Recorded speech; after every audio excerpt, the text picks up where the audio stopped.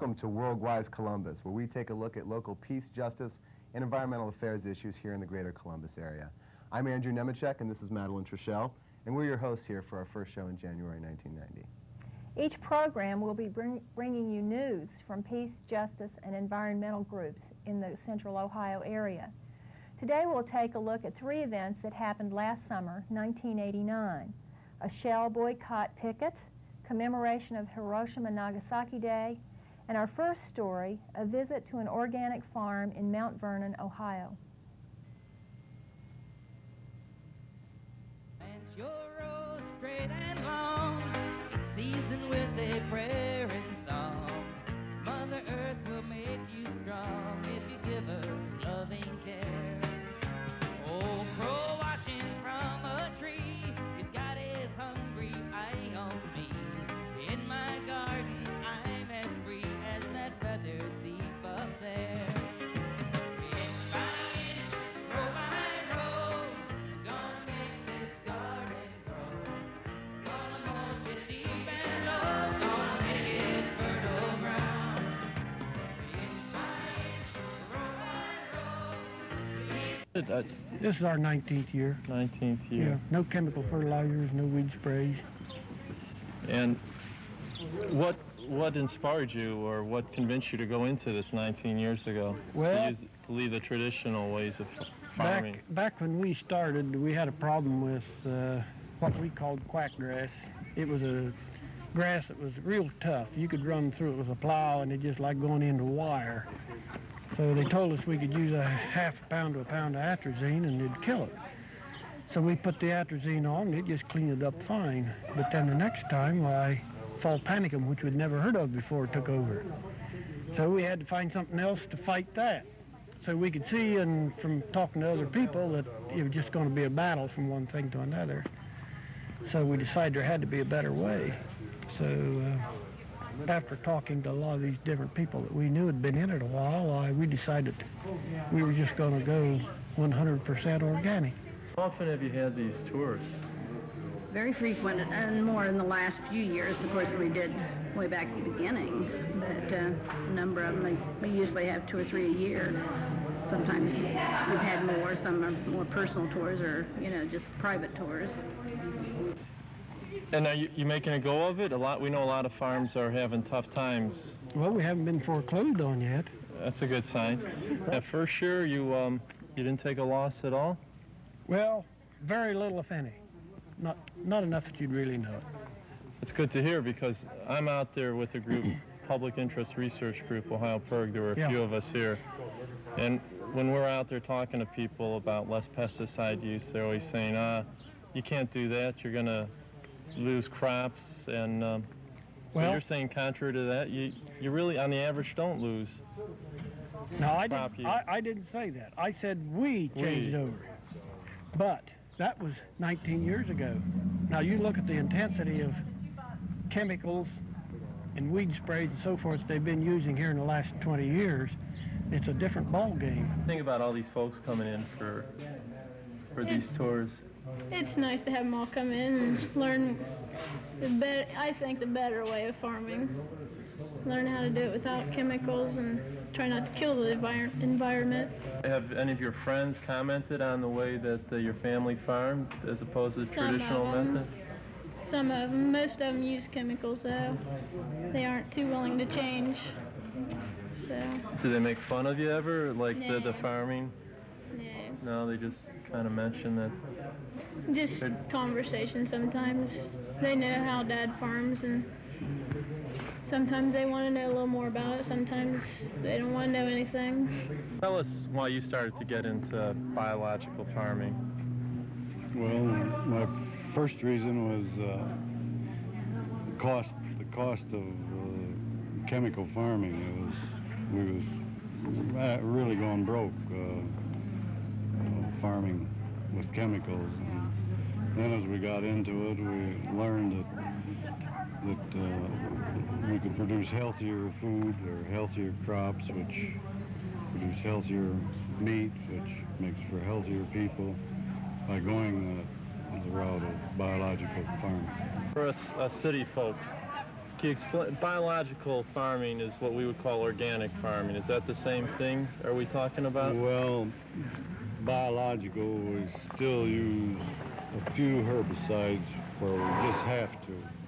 Like this field of beans we saw out there, we probably would go with a herbicide to help us a little rather than let it go to the weeds. But eventually they're telling us that we get our soils right and get the calcium content right in the soils, that a lot of them weeds will just fade. It's just like if you was a real bad drug addict, you know, you just can't leave it cold turkey. You've got to go through a process. Well, this is year by year, and we're in our 4th year of biological farming. And it takes about, depending how far you was into the chemicals, it takes from 3 to 5 years to get clear away from the chemicals, go through the transition period. Here's the question everyone's probably been dying to ask you. Do you and your family eat organic food only? No, You shop at the supermarket like the rest of us? we do. We have our own garden stuff, but it isn't all there. Andy, I was a city kid. I know almost nothing about farming.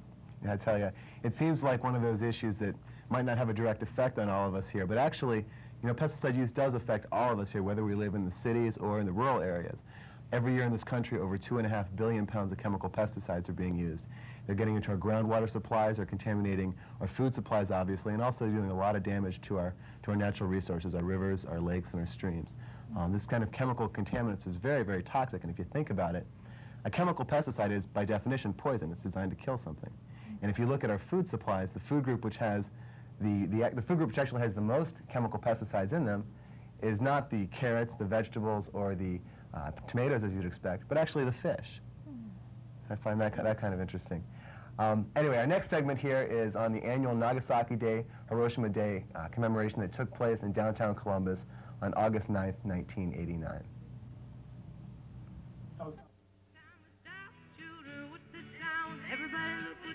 Every year, peace groups throughout the world commemorate the anniversary of the dropping of atomic bombs on the Japanese cities of Hiroshima and Nagasaki on August 6th and August 9th, 1945. In Columbus, on the night of August 9th, the local disarmament group, Columbus Campaign for Arms Control, organized a community program on the banks of the Scioto to learn lessons from the past and offer hope of a nuclear-free world in the future. The first event, marking Hiroshima-Nagasaki Day, took place earlier that day at the corner of Broad and High. A die-in at 12 noon, making the symbolic call for no more shadows, greeted downtown lunchgoers.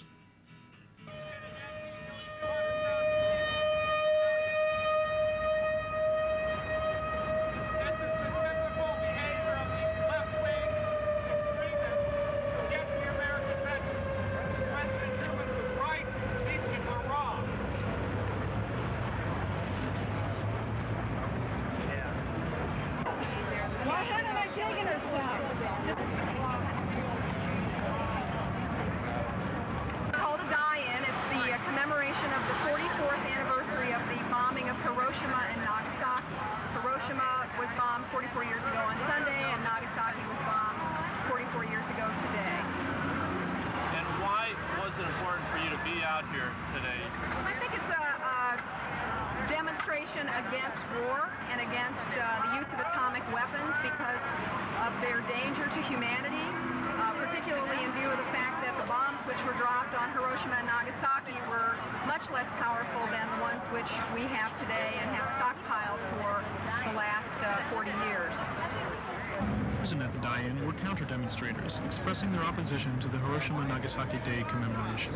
Fire bombings of Tokyo today in infamy. That will never happen. Our veterans will never be dishonored. We're basically out here on the anniversary of the bombings of 44th anniversary of the bombings of Nagasaki and Hiroshima to say that those bombings by the United States were it was a correct decision. It was a decision that did end the war.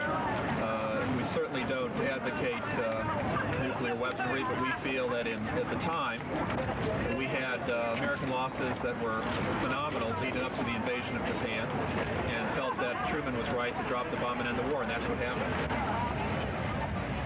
Well, I think that our society has been one, because it has been male-dominated, government has been male-dominated, and the decisions have mostly been made by war, been made by men who have been socialized to believe that the answer to conflict is to fight one another, and if necessary, to kill one another. I think that is reflective of the reason why we believe and have been socialized to believe that the use of bombs and weapons that kill people is all right. I think that we need to turn society around and begin talking about conflict resolution, which does not involve killing or harming one another, but rather involves people coming to decisions through peaceful means and doesn't involve killing. It's now a stop, shooter, what's this sound? Everybody look what's going down. Evening activities consisted of speeches, music, poetry, and dance. We gather here every year by the riverside to pause and remember a very sad event that happened 44 years ago, the atomic bombings of Hiroshima and Nagasaki. We also pause to remember the atomic legacy that exists here in Ohio.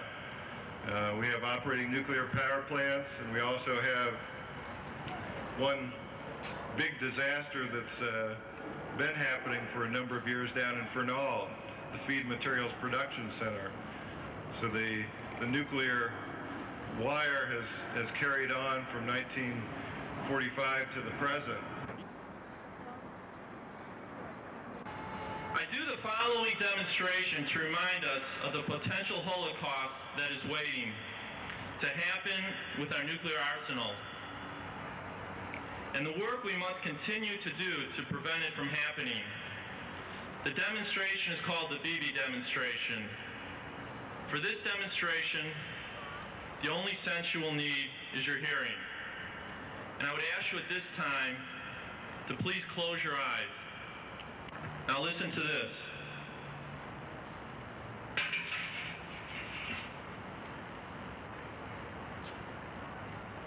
That sound represents all of the firepower of World War II, including Hiroshima and Nagasaki.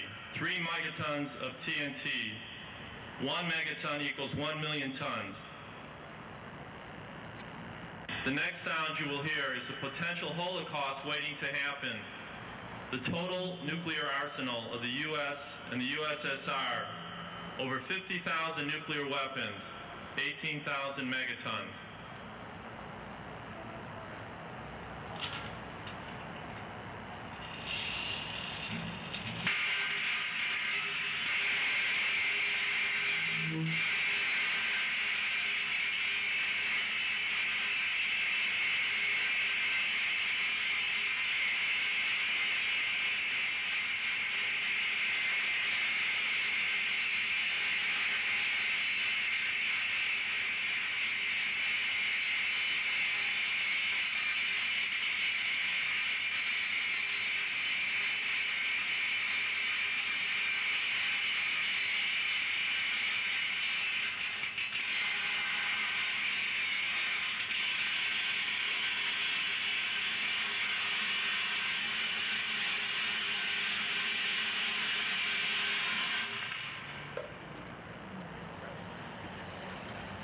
That is why we work for peace, for Tikkun Olam, the making of a just world.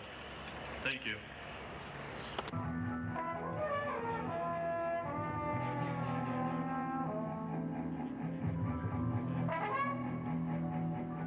Shake me to the center.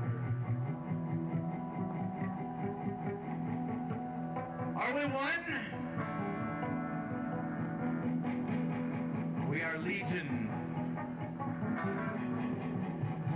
There are so many of us. I meet us all the time. I grew up with the bomb. There are so many of us, and so many of us did now grow up with the bomb. We'll first step on the earth, and then turn around behind the person, lift their arms, and show them how to fly with love and peace.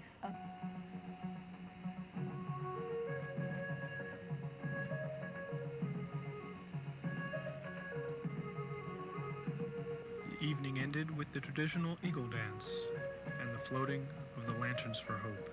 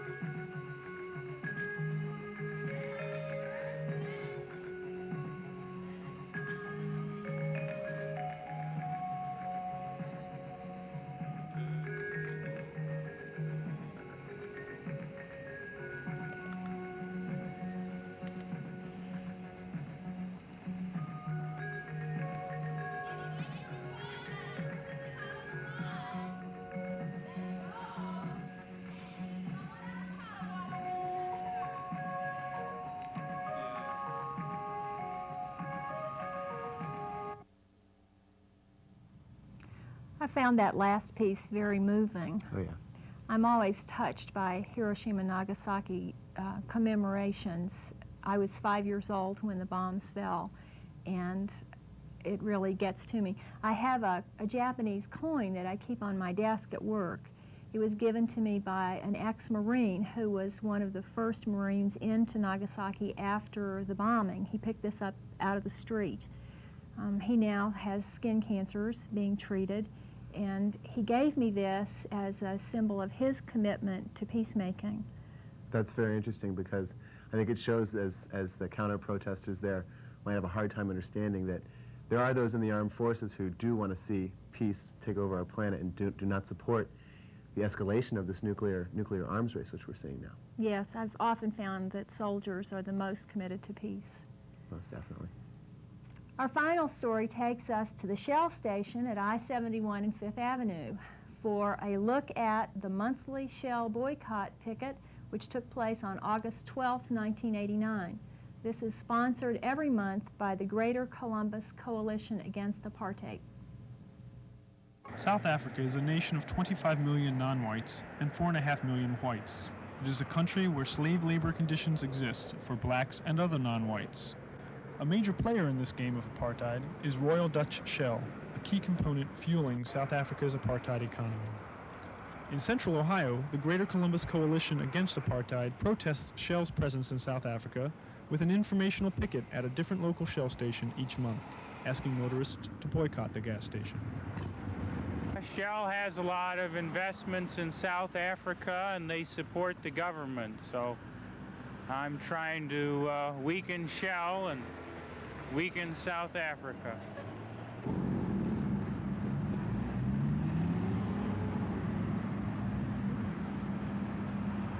Here with fellow concerned citizens of Columbus so we can focus attention onto the plight of South Africa and the people there and how it affects the people here in Columbus and Ohio. So how long have you been doing this, Pete? I've been active with the Boycott Shell Committee and the coalition for 2.5 years now. Who's a member of this coalition? The coalition is made up of trade unionists, it's made up of church people, it's made up of just concerned individuals who are unhappy with the plight of the South Africans. Are you a member of one of those groups, or are you one of the just a concerned individual? No, I'm a member of the Union Labor Council, and I'm also a member of the OCSEA, which is the State Employees Union. Is your local backing this effort? Yes, the AFL-CIO is total backing of the Shell boycott. What are some of the other local unions that are involved in this boycott? CWA, IEBW, auto workers. Where do you think your biggest strength has come from as far as backing the coalition and the boycott against Shell? Right now, the unions have given us more support than anybody. We've been trying to work with the churches and to get more support out. And in fact, just in May, I believe it was, the churches called for a big rally in D.C. and we went over as a part of that. What was that like? Was it exciting? Yes, we got to hear Reverend Alan Bozak speak, and he was dynamic, and that was a highlight of it. And plus, I got to personally meet him, and I got an autograph, so it's kind of a highlight for me. What did he speak about?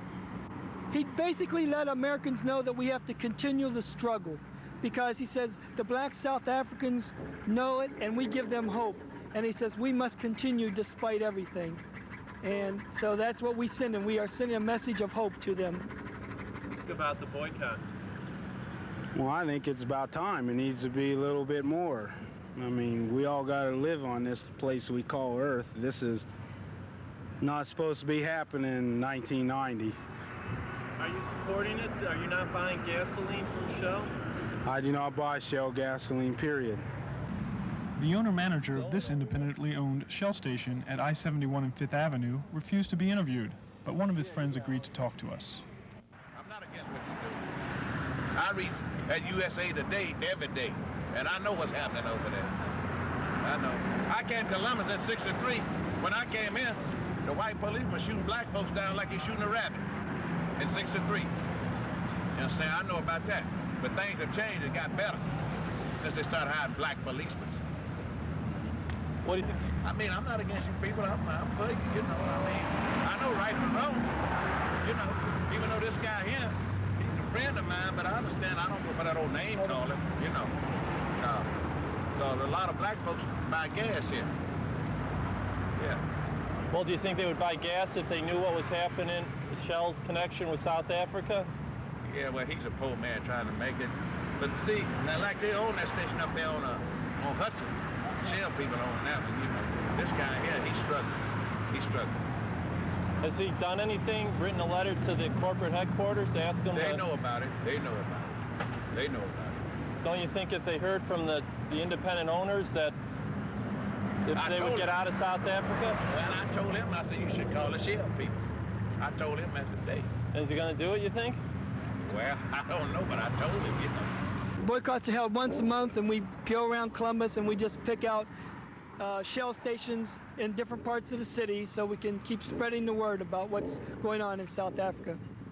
How long have you been doing this boycott against Shell? 2.5 years the Columbus group has been doing this. All the people who are respected by the blacks in South Africa say continue sanctions, full sanctions until South Africa is free.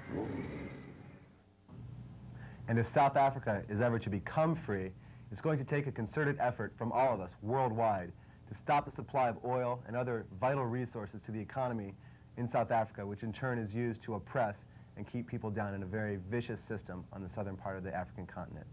Royal Dutch Shell has been one of the grossest violators of the international embargo on oil to the South African Republic.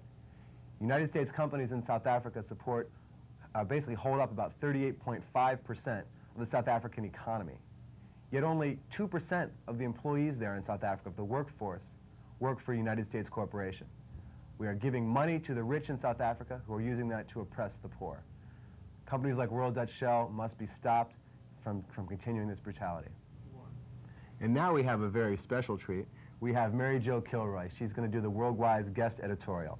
Mary Jo is the editor of the Columbus Free Press. I've been hearing a lot of bragging lately out of the mouth of our president. Bragging about the triumph of democracy in Panama, about the triumph of capitalism in Europe.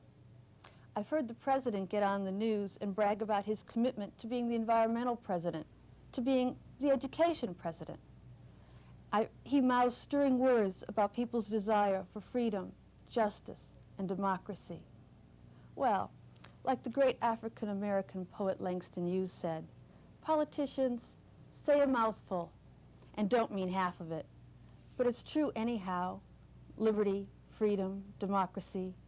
True anyhow, no matter how many liars mouth the words. The poet was right. Those are great words and great concepts, and they belong to us. But let's not use them as hollow phrases. Let's use our freedoms to look at what's really going on here. and change what needs changing. Frankly, we've got problems aplenty, big ones, with our schools, with our environment, and with prejudice and inequality and injustice. We have here, as across the nation, a growing disparity between rich and poor, glaring inequities that our leaders refuse to acknowledge, preferring foreign policy adventures, or, closer to home, projects like AmeriFlora. Out of the gap between rich and poor has sprung despair, a despair that leads to high dropout rates, to teen pregnancies, to attempted escape through alcohol and drugs. It leads to further strains in our society as we try to contain the problem by building more jails and prisons. It can't be done that way. We need to match the promise of the American dream with reality, to make opportunity available through jobs, through education, through governmental support of our families and our neighborhoods. We need, like Jesse Jackson has told us, to keep hope alive. This month, we celebrate the life of Dr. Martin Luther King. He had a dream of peace and equality, a dream of racial and economic justice. But with his stirring rhetoric, he brought a commitment to making the dream a reality. And with others, he made change happen. In his honor, and for ourselves, for our children, let's put some of that commitment into our lives. Let's get to work. Let's keep hope alive. Thank you. Thanks, Mary Jo, for that dynamite editorial. And thank you for joining us today on Worldwise Columbus. If you have questions or comments, we'd love to hear from you. Get your pens and pencils ready, because we'll be giving you some names, addresses, and maybe some phone numbers to plug you into what's happening in the peace organizations in Columbus. The final pictures for today will be scenes from the walkathon in October of '89 for the benefit of the United Negro College Fund. And remember, think globally, act locally. Aluta continua.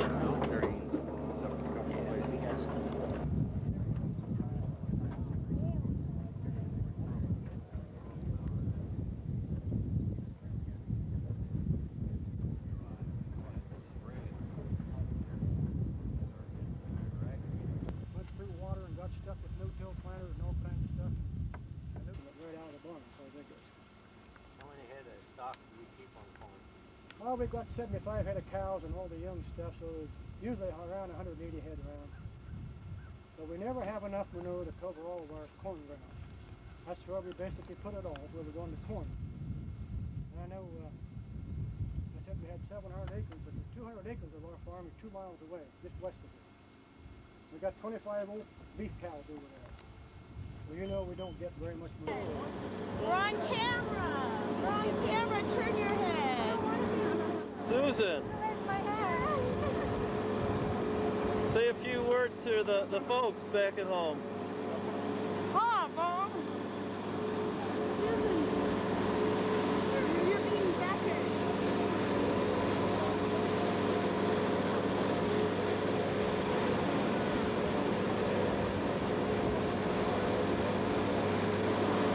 There's an organic flower over there. Our tour guide Lisa points. Corn. Two in front of us right here, organically grown. Sort of our smaller crops this year. It was overtaken, I mean, soybeans overtook the corn yield this year.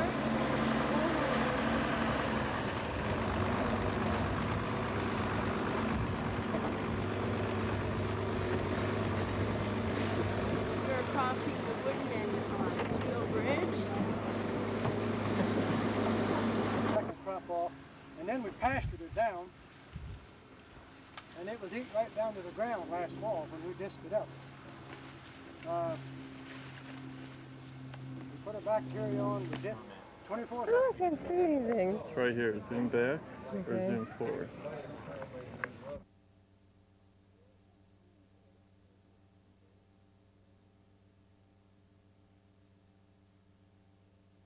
We've gone from 160 to 650.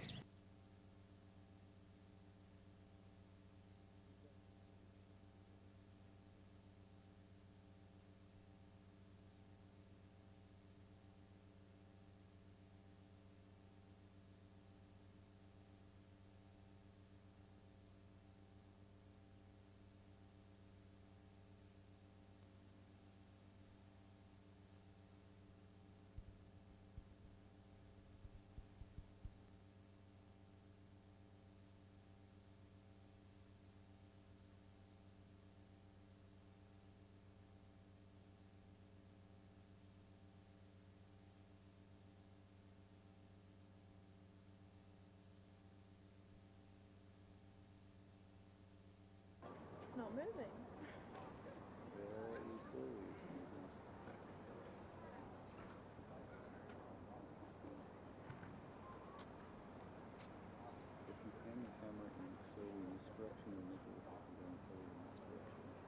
Well, we got some of that. I want to get this.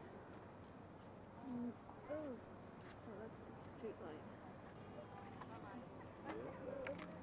You look at it, probably think, what is it? But And now, can you like zero in on some of those lanterns?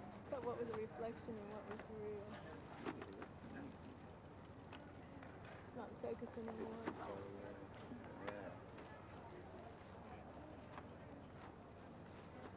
Yeah. Keep it with the other lights in there.